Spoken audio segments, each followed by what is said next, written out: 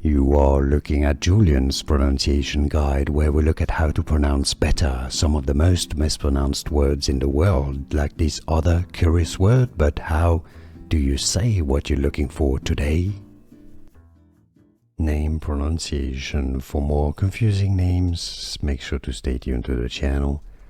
How do you say it? In English, it's pronounced as Kalila, an Arabic name meaning darling or beloved or sweetheart.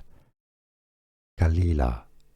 So you can have the A's pronounced more like A, Kalila. That would be more closer to the Arabic, but in English it's often said as Kalila.